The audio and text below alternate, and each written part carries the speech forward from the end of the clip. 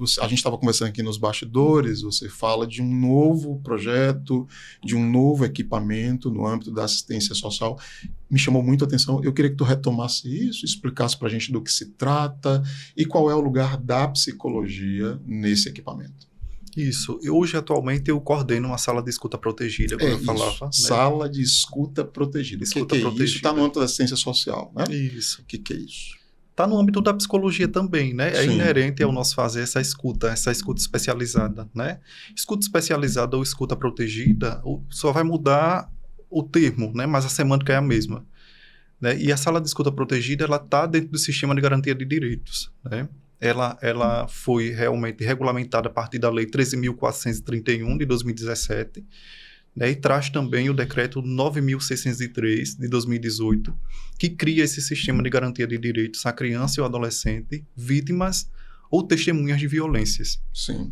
Então, é um espaço em que a gente conversa diretamente com o sistema de justiça, o sistema de segurança pública, né? Os demais interlocutores da rede de garantia de direitos, que são eles, né? CREAS, CRAS, Conselho Tutelar, vamos lá, educação, saúde, assistência, né? Está todo mundo trabalhando de maneira diretamente ligada, né? De uma maneira intersetorial, né? Podemos assim dizer, em prol dessa garantia dos direitos da criança e do adolescente, né?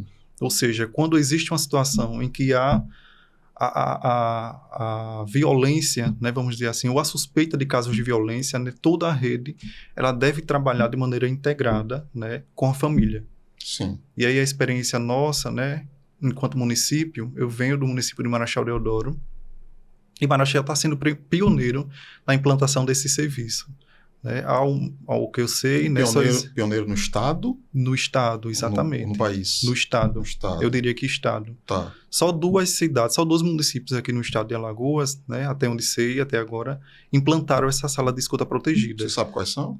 É União dos Palmares, né, que disparou em primeiro lugar, e Marechal Deodoro em segundo. Ah, certo. E Legal. esses equipamentos... Maceió, não? Maceió ainda não. Maceió ainda não. Uma sala de escuta protegida ainda não. Caramba, que né? curioso isso.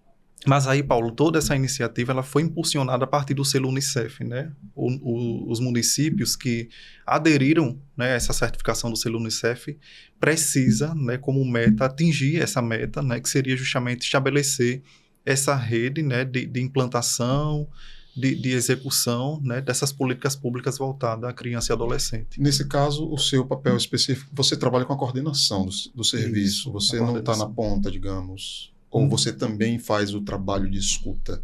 Não, porque aí só os técnicos designados para tal. Sim, né? tem pessoas especificamente designadas. Isso. Psicólogos. Outros profissionais? Isso, também, né? Essa escuta, ela é compartilhada, é assim que funciona? Essa sala, ela traz, né, no seu escopo, uma equipe multidisciplinar, né, composta por psicólogo, assistente social, pedagogo, advogado, né, uma equipe multidisciplinar. E aí, quem faz a escuta é o psicólogo, né? Sim. Quem está na ponta fazendo essa escuta é o profissional da psicologia.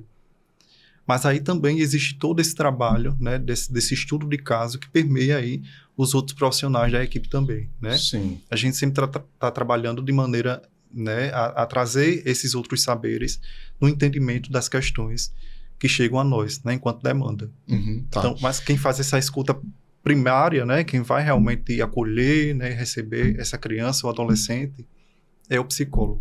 Tá, vou te colocar uma questão bem cabeluda agora. Porque, veja, Kennedy, eu tenho um pouco, não a sua experiência, mas um pouquinho de experiência com esse tema. O pessoal já está cansado de me ouvir aqui no podcast dizer que eu trabalhei em escola. Eu vou repetir isso. Eu trabalhei em escola, numa escola de ensino fundamental 1. E não tinha jeito, tinha situações, a gente recebia denúncias de violência sexual. Você fala, a prevalência tem a ver com meninas, né? E no meu lugar de psicólogo educacional escolar, eu tinha que acolher essa demanda, fazer uma boa escuta e não tem jeito, articular a rede. Acionar a rede, no caso, conselho tutelar. E eu, particularmente, não tinha o menor pudor de fazer isso, né? Mas o que eu quero te colocar, Kennedy, é o seguinte. Existe uma dificuldade em lidar com essas situações que tem a ver com a veracidade, entre aspas, a veracidade ou a não veracidade do que a criança está dizendo. Isso Eu lembro, na abordagem, isso era muito colocado em questão. Então, quando se ia dialogar, por exemplo, com a família, eu escutei, por exemplo, uma vez uma mãe dizer, mas é porque ela não gosta de mim, ela quer prejudicar o meu namorado, ela quer, enfim, descredibilizando a palavra da criança. Essas situações são frequentes? Como é que se lida com esse tipo de coisa? No caso, no serviço que você acabou de escrever. Então, isso é um imperativo ético nosso, né? Inclusive, né? São os dilemas, Sim, né? são, éticos são. na nossa atuação. E aí, enquanto atores, né, do sistema de garantia de direitos, dessa rede de proteção, o nosso papel é não duvidar, Uhum. né? E não constituir provas, até porque nós não estamos nessa atribuição de realmente constituir provas. Isso né? não é competência. Não né? é competência nossa, né? É para isso que existe o sistema de justiça, né? Mas aí a escola, você me trouxe esse ambiente, né? Um ambiente que a criança passa, na sua grande maioria do tempo, ali, né? Nessa relação, nessa convivência. Muitos dos relatos espontâneos, né? Das revelações espontâneas, acontecem nesse ambiente. E aí o papel Sim. da escola, né? O papel do professor que está ali na ponta, né? Vamos dizer assim, no chão da escola, Sim. é justamente levar, né, a quem de direito para proceder nesse sentido.